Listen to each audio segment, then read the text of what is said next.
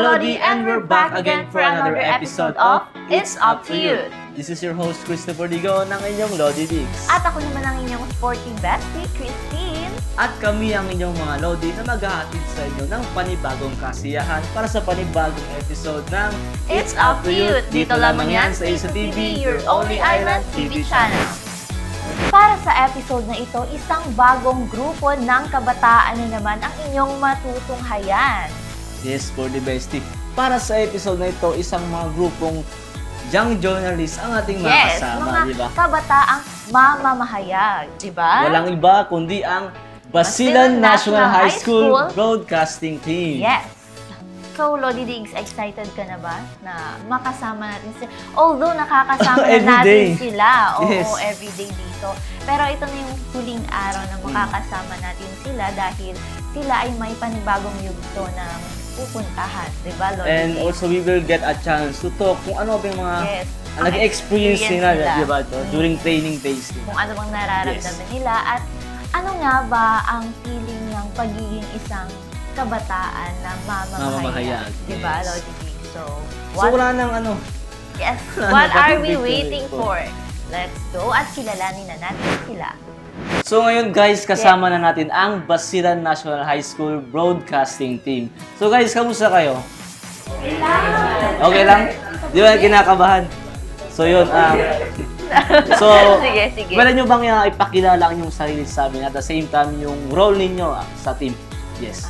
Mauna tayo kay... Magsimula tayo kay... Bin. I'm Bin Shai Tabudjul. As the video journalist or cameraman of our group. Wow. Cameraman, ha? Yan. Okay. Yes. Ako po si Hisham Tasin Haron, ang video editor ng team. Wow. Video editor. So ako po si Marjane Pierre Balado, kasabi ng PNHS TV Broadcasting Team na kasalukuyang gumaganap bilang field reporter at scriptwriter. Wow. So ako po pala si Henry Adjal, miyembro ng TV Broadcasting Team at ang role ko po ay scriptwriter at reporter. At the same time, naging cameraman. Wow, multi-role! Diba? Multi-roles! Parang ako lang no? Oo. Good morning, I am Crystal Estrella, the director, scriptwriter, and field reporter of TV Broadcasting. Oh, si Direk. Si Direk pala to Direct. Next. Magandang araw po. Ako po si Ahmad Latara, ang miyembro ng BNHS TV Broad Team at ang role ko po sa TV Broad ay ang anchor. Ayun. Magandang buhay! Ako naman si Jake Joy Almantawe. Anchor po ako ng team. Ayun. And of course, yes, finally. Yes. Good morning, I am Mr. Christian Lucas, a teacher from Basilan National High School, and I am the coach of the TV broadcasting team of PNHS. So yun, so yun na guys, di ba? Pinakilala nila ang kanilang mga sarili. So, nabanggit na ninyo ang inyong mga roles sa team at inyong mga, anong mga roles nyo sa team. Ngayon naman, gusto namin marinig mula sa inyong coach o tagapayo. Si Coach Christian. Yes, Coach, paano nyo po ginagabayan at hinuhubog ang Basilan National High School Broadcasting Team upang maging mas epektibong mamamahayag? Actually, to be honest, bago din ako dito sa ganitong larangan. Yes. Okay, since bago din na TV broadcasting, so medyo na bago dito sa akin. So, ang ginagawa ko po, of course, research din, research. Actually, I have some backgrounds naman of being anchors with reporting. But I know that yung mga experience ko na hindi yun enough for now. So that is why I am doing some research. And aside from that one, kumukuha din ako ng ideas from my co-teachers who are also experienced. So that is why, because of them, bibigyan ko ng inputs yung mga broadcasters. Wow. Diba? Napakahusay naman, di ba? Napakahusay. Yes. So guys, gusto ko rin tanungin yung mga, of course, members, no? So mga bilang mga mamamahayag or young journalists, di ba? Ano ba yung nag-udyok sa inyo para sa sumali sa ganitong yun, para broadcasting? sumali sa atin. who would like to volunteer first? Yes. To share their, Si Derek daw. Si Derek. Tinuturo si Derek. Sige. Yes. Actually po, I really started young as a journalist. So, elementary pa lang po, sumasama na ako sa mga sa contests regarding journalism or essay writing, gano'n, or yung mga oral recitations, gano'n, like contests. Sumasali na po ako. And I think that just really brought me in where I am today. And parang wayfinder din siya kung ano talaga yung gusto ko sa buhay. So parang when parang narinig ko na may open for audition sa TV Bron, kasi first time naman po yung TV. And nung nalaman ko na nag-offer na sila ng TV Bron, sumama na ako agad. Kasi it is my journalism dream in one. Because I love writing, I love speaking, I love acting, and I just really love that field of work. And I think TV broadcasting and script writing actually sums it up all. So parang it's a dream in one.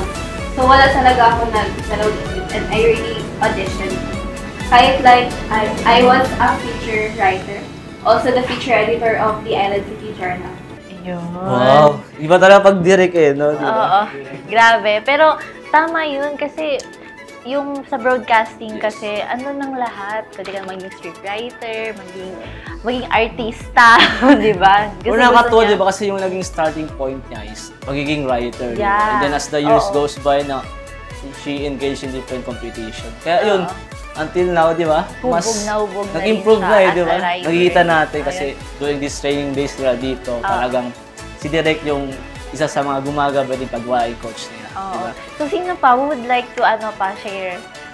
Yes, Marjane. So, what pushed me to join TV Broad is the book that I read during vacation. So, I got inspired and very invested in that book. So, then, the scenarios in it, describing their experiences during DSPC and RSPC was like wow, like that.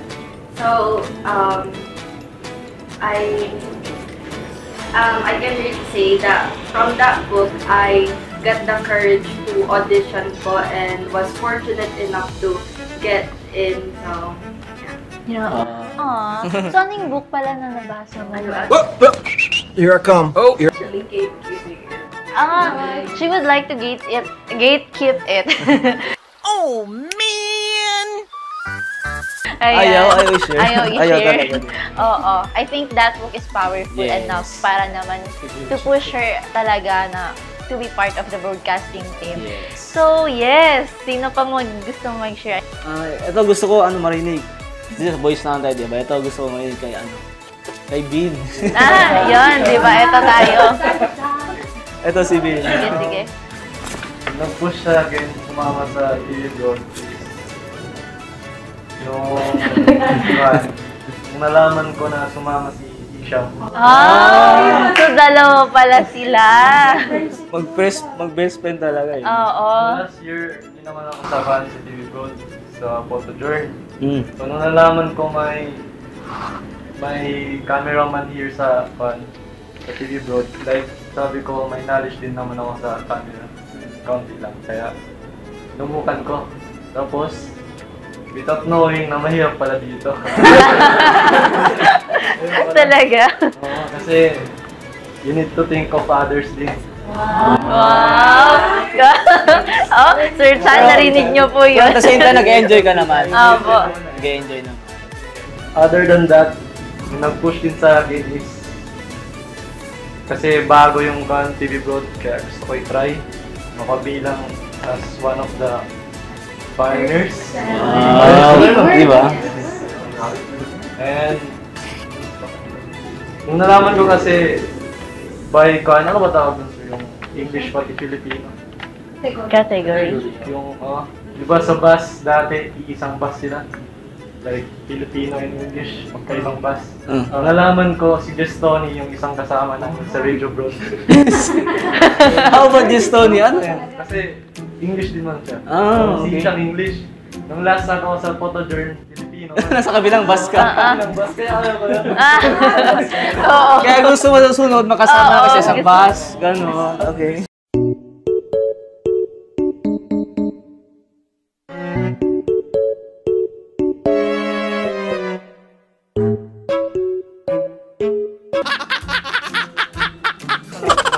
Pero nung nalaman ko sa Zamboanga lang, medyo like, Sa barko, pwede kayong magkasabay sa barko. wala namang bus punta sa Zamboanga. Oo. Mga barko sa Zamboanga. Kaya, pero wala naman ako nagsisiyang sumama dito. No regrets after Oo, all, no di ba? regrets. Pero tanungin natin si, Hisha. Ito editor, batak to Oo, kasi di ba may silang dalawang Yes. connection dahil kay Hisham? Sham. Nag-join si. Si Bean. So, yes.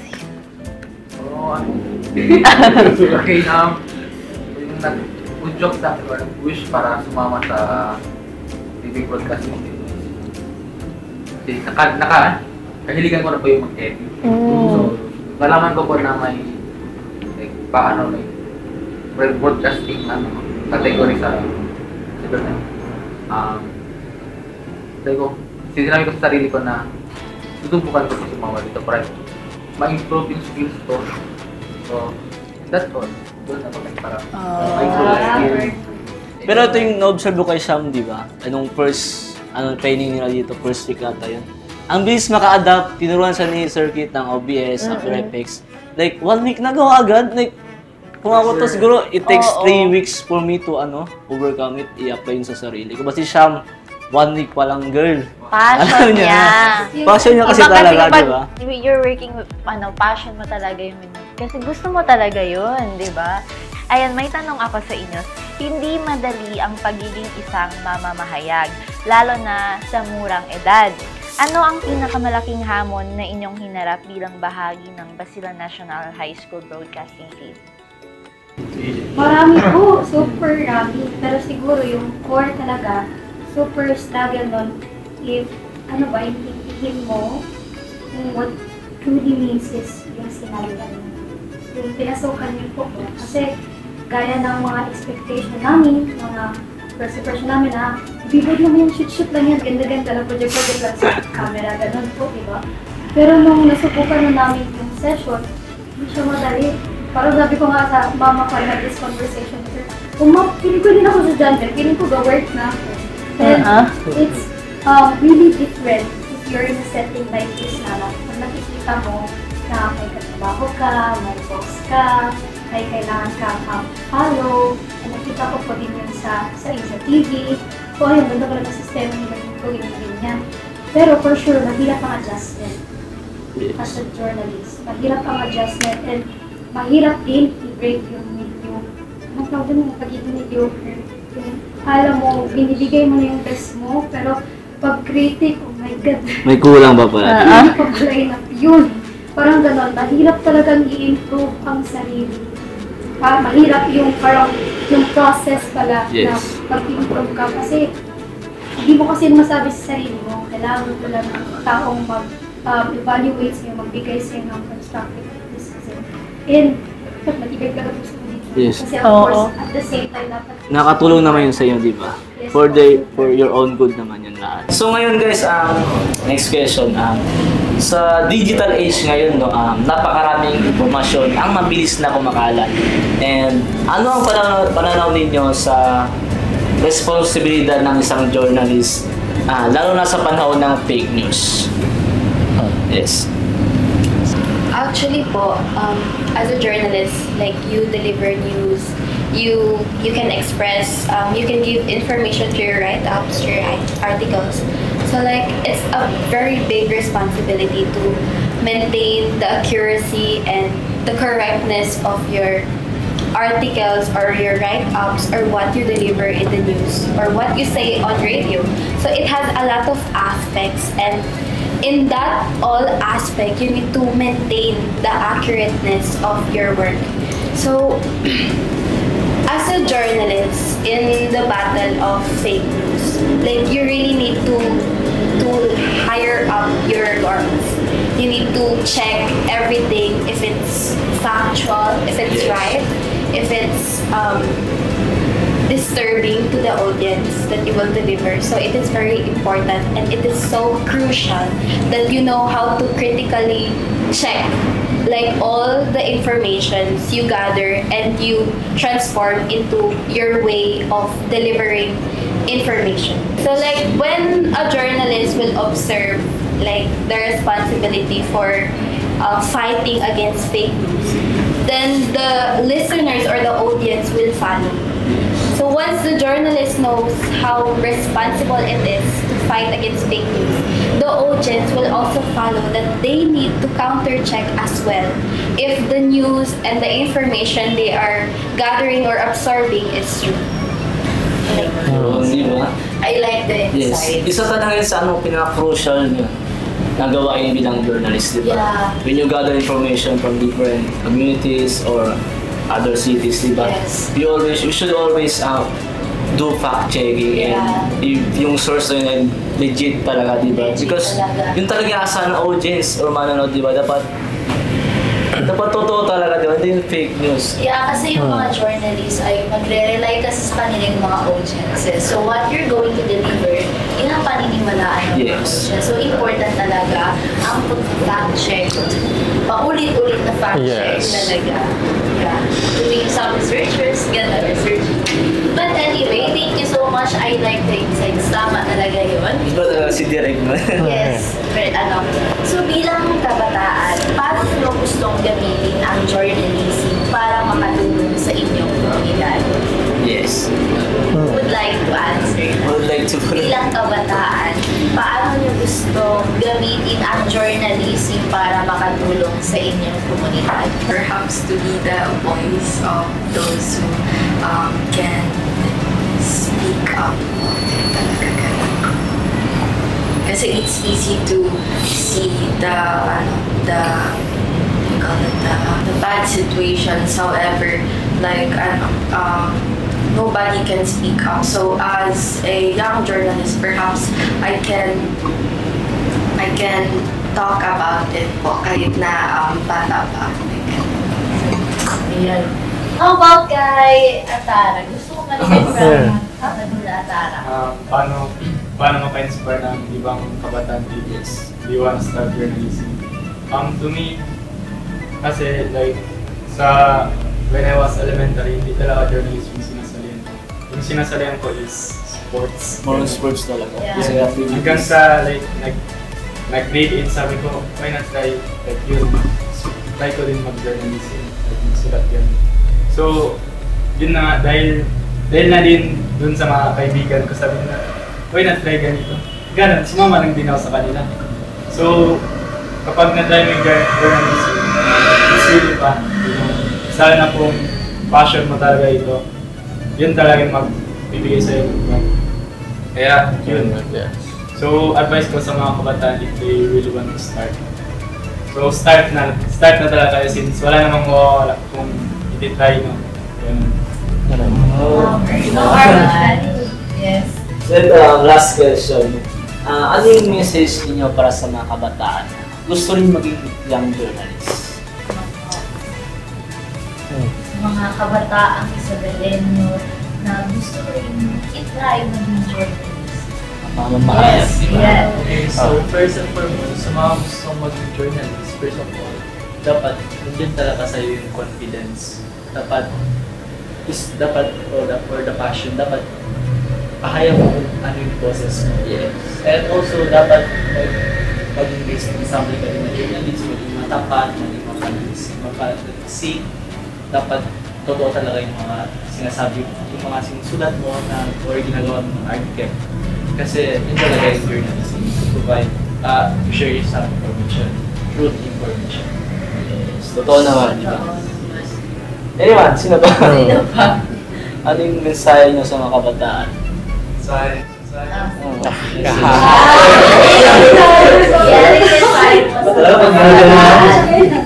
Mensahe ako kasi. Inspired ako. Last year na rin namin ito sa journalist. Kasi training na. Sa Llega, Bishop. masasabi ko lang is patience na lang. Patience. Wow! Patience! Yes, patience na virtue. Oh! Kung may balak mo ka sumama sa journalist, sir? Journalist? Yeah, journalism, yeah. If you want to be a journalist, yun, dapat pasensya ka talaga. Think before... You click? Think before you do things kasi makikita ng lahat yung gawa mo. Okay, so Coach, ikaw naman Coach, ano yung mensahe mo sa mga future students na gusto rin maging young journalist? Kasi sila, di rin tatawag sila, diba? Yung iba sila gagraduate na. So ano yung mga message nyo po sa mga estudyante o kabataan na gusto rin maging young journalist? Young journalist as general. Yes.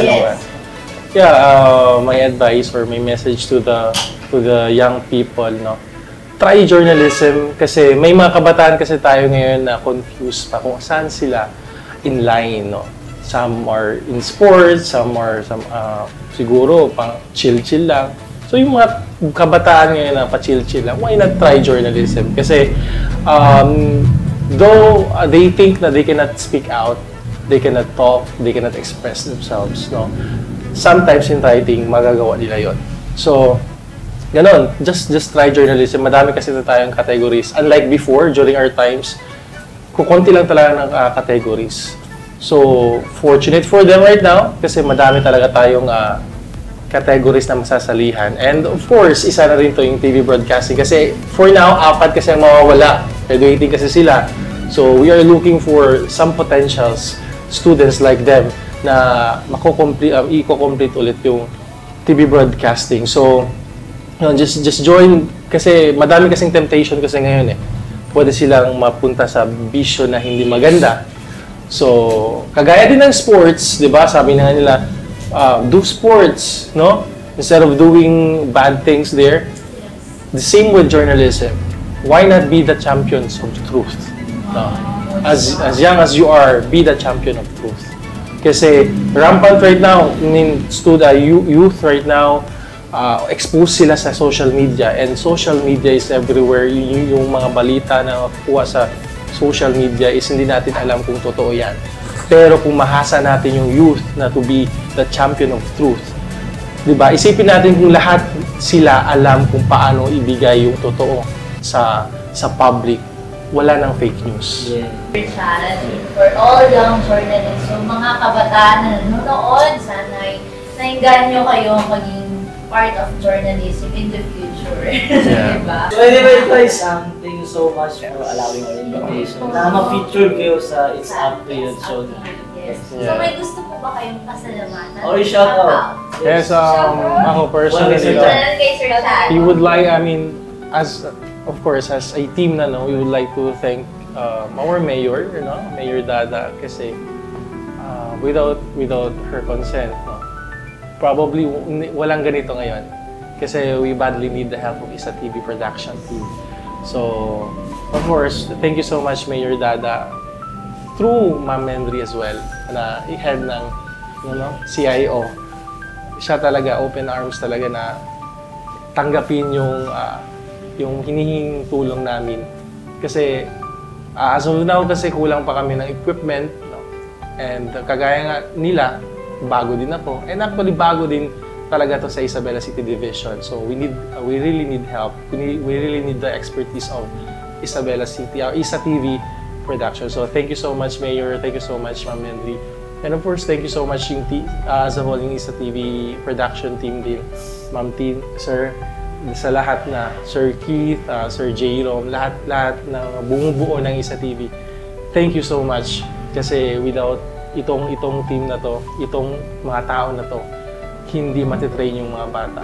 Hindi talaga matitrain. Of course, together with my co-teachers as well, Sir Anthony Pira Mandaban, DSPA President, nagbibigay din siya ng inputs. Ma'am Helen De Leon, who is the Education Program Supervisor of Isabela City Division, na nagbigay talaga siya ng hope sa amin na join. Thank you so much po sa lahat ng efforts na ginawa niyo sa patient niyo po sa pagturo sa amin.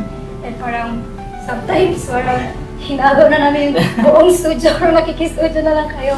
But then, I realized na, I realized na when I grew up or when I am going to choose my future profession, I want it na yung katulad sa inyo, yung parang araw-araw maglo-look forward ako na trabaho ko to. I'm passionate of this. Kasi if you're passionate of your work, of course, kahit may struggle, may hardship, kaya mong mag-endure. Kasi ganun yung na-feel ko dito sa family na ito. Thank you, Jake. Yes, Atara, baka may gusto siya. First of all, thank you really sa Isa TV kasi hindi dahil sa inyo wala kami dito. And dahil sa ganun, na-experience namin ang pagiging isang TV broadcaster. And yun na, every day we want to really improve.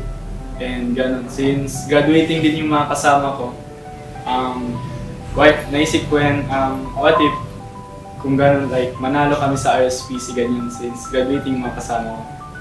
And yun na, thank you na din lahat sa mga sumusuporta, like family, and also teachers sa national, kay Sir Chan din sa coach namin.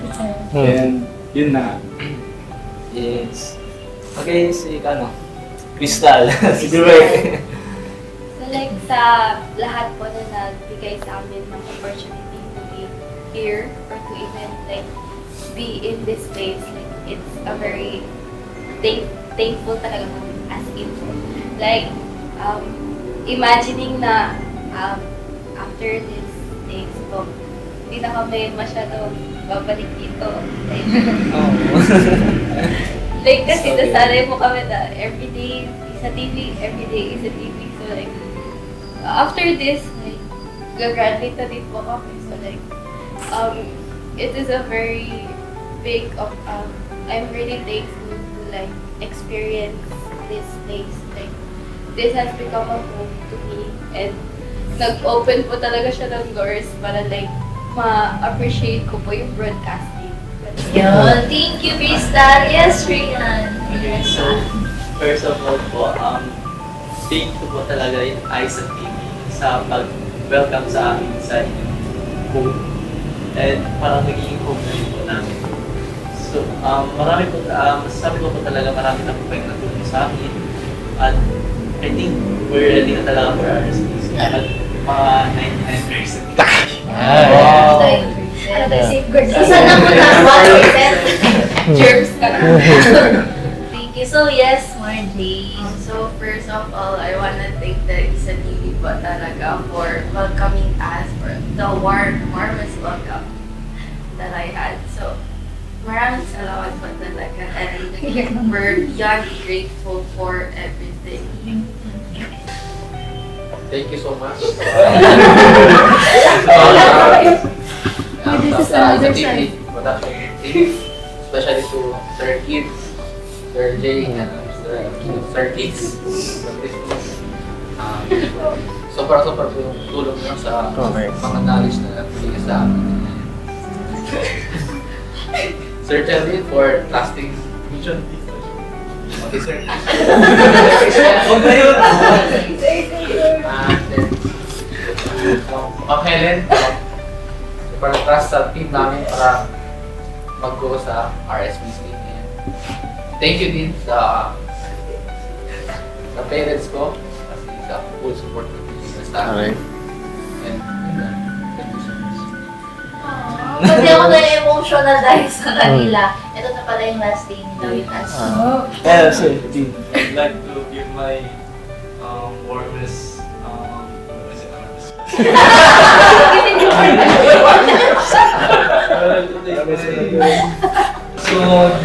thank you sa first of all, parents ko. Yes. Kasi even though like busy sila, nagawa pa rin kasi important ako. Next is Mayor Dada. Thank you for giving us the opportunity to use the Isa TV studio, and Helen for giving us the chance to compete in the regional. Ma'am Menry, the head of CIO. si Yayan ko. And lastly, the Isa TV family. Yes. Narito ang kwento ng tagumpay ng ating mga batang mamamahayag mula sa Isabela City. Sa kanilang unang pagsabak sa Regional Schools Press Conference 2025, hindi lang sila lumaban, sila ay nagwagi. Bit-bit ang husay, sipag at determinasyon, nagpakitang gila sila at itinanghal bilang top 3 overall sa buong rehiyon. Mayroon pang ibang mga special awards silang natanggap. Ito ay patunay na sa kabila ng pagiging baguhan sa entablado ng kompetisyon, ang talento at dedikasyon ng mga kabataang mamamahayag ng Isabela City ay hindi matitinag. Isang malaking hakbang ito patungo sa mas makulay at mas makabuluhang pamamahayag para sa ating lungsod. Tuloy natin suportahan at ipagmalaki ang ating mga kabataang tagapaghatid ng balita dahil sa kanilang mga panulat at tinig, patuloy ang pag-usbong ng isang masigla at responsableng pamamahayag sa Isabela City. Mabuhay ang ating mga batang mamamahayag! And that was it to all guys! Sana nag-enjoy kayo at may natutunan para sa episode na ito. Again, this is your host, Lodi Diggs. At ako naman ang iyong sporty bestie, Christine. At abangan nyo kami sa susunod na episode ng It's Up to You. Dito lamang yan sa Isa TV, your only island TV channel. Isa TV, your only island TV channel. It's up to you.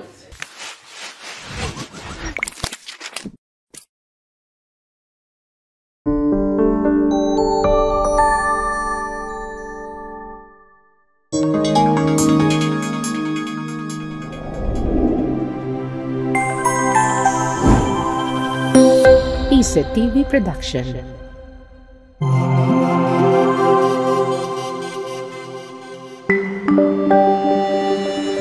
Your only island TV channel.